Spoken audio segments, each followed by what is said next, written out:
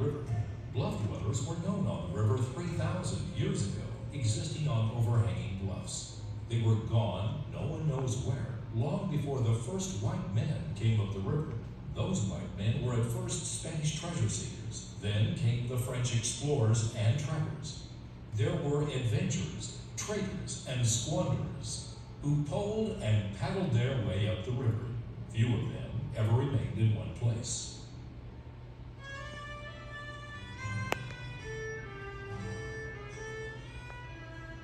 Early settlers, dreamers perhaps, sought their own new frontier. They were dominated by the struggle for survival, for food, water, and shelter, and against common enemies, not the least of which was the river itself. Steamboats were shuttling goods and people to the Ozark Highlands by 1850. They found great beauty in the woods along the White. They saw the loveliness of flowering trees and plants, of trees mirrored in the water, of lichens and ferns along the trail, and of the many creatures of wood and river. This was a new land to be wrestled and fought until it was tamed.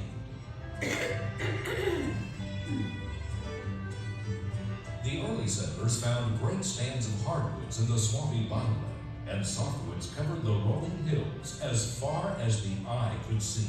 Small mills called peckerwood mills sprang up. Millions of board feet of lumber were sawn, and pine, oak, and cedar were rafted downstream. Around the turn of the century, railroads began to serve the area, and river traffic, except for sport and recreation, died. The river remained always a boundary, always a threat.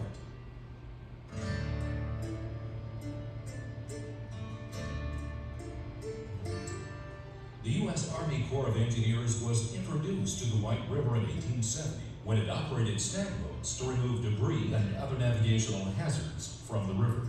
Work on a series of locks and dams followed the snag removal campaign. By 1900, serious farming had begun on the bottomlands along the Lower White. The Corps of Engineers cooperated